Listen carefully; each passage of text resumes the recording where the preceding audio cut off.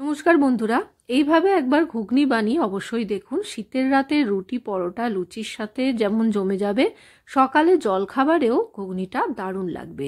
তো চলুন দেখে নেওয়া যাক ঘুগনির এই রেসিপি। এখানে আমি আলু নিয়েছি, বড় বড় করে ডুমো ডুমো করে কেটেছি। এখানে ছোলা আর মটর দিয়ে ঘুগনিটা হবে, শুধু কিন্তু মটরের নয়। ছোলা মটরটা আমি আগের দিন রাতে ভিজিয়ে রেখেছিলাম।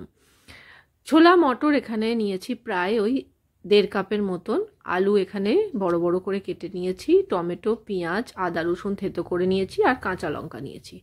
প্রথমে আমি ছোলা আর মটরটাকে সেদ্ধ করে নেব। একটা কুকারে আমি ছোলা আর মটর ঢেলে দিলাম। ছোলা আর মটর কিন্তু আমি এখানে সম পরিমাণে নিয়েছি, তার সাথে আলুর টুকরোগুলোও দিয়ে দিলাম। এখানে 3টে আলু নিয়েছি মিডিয়াম সাইজের। আর লবণ, হলুদ আর সামান্য একটু সর্ষের তেল দিয়ে প্রথমে সেদ্ধ করে নেব। 2টো সিটি দিয়ে কমিয়ে রেখে 2 মিনিট রেখে দেব। এদিকে একটা ভাজা মশলা করব। ভাজা মশলার মধ্যে এখানে 2 চামচ গোটা ধনে, 1.5 চামচের মতন গোটা জিরে, গোটা গরম মশলা, তেজপাতা, শুকনো লঙ্কা আর জয়িত্রী নিয়েছি। গোটা গরম মশলার মধ্যে দারচিনি, লবঙ্গ আর এলাচ, ছোট এলাচ প্রায় 4-5টা। গোটা গরম মশলাগুলো আমি প্রথমে এই ভাজা মশলাটা প্রথমে আমি একটা প্যানেতে কম আঁচ করে ভেজে নেব।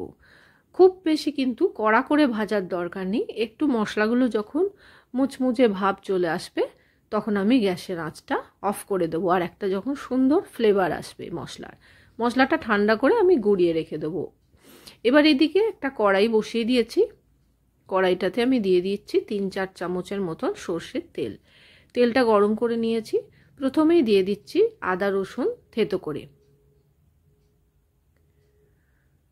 আদা রসুনটা আমি ভেজে নিচ্ছি। থেতো করা আদা রসুনটা ভেজে নিয়ে একটু হালকা ভেজে নেব।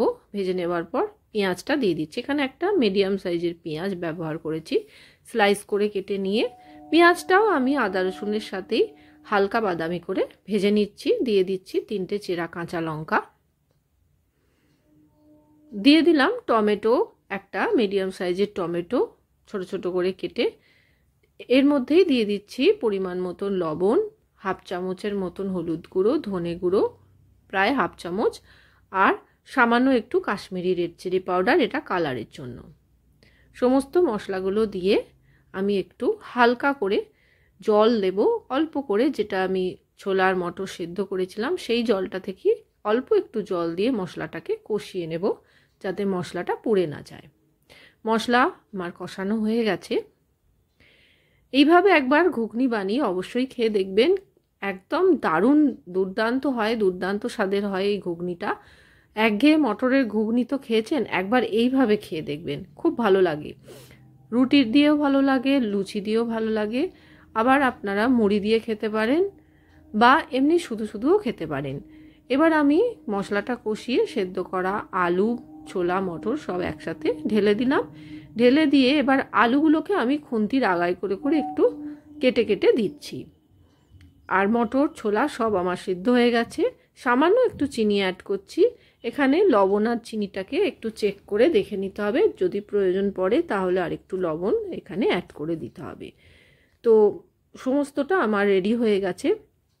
যখন ফুটে উঠবে, একটু ফুটে ওঠার পর ঝোলটাকে একটু ঘন করে নেব। তা সব শেষে দিয়ে দেবো ধনেপাতা কুচি, আর একদম শেষে দেব ভাজা মশলা। যে ভাজা মশলাটা আমি রেডি করে রেখেছিলাম সেইটা ছড়িয়ে দিচ্ছি। এই ভাজা মশলাটা আমি এয়ারটাইট কন্টেনারে রেখে দিই। যে কোনো তরকারিতে, নিরামিষ আমিষ যে কোনো তরকারিতেই আমি এটা দিয়ে থাকি। গ্যাসের আঁচ বন্ধ করে স্ট্যান্ডিং টাইমে রেখে আমি সার্ভ করে দেখাচ্ছি। অসাধারণ স্বাদের হয় এই ঘুগনিটা। অবশ্যই বানিয়ে খেয়ে আমায় কমেন্ট সেকশানে জানাতে ভুলবেন না। আজ এখানেই আসছি, টাটা।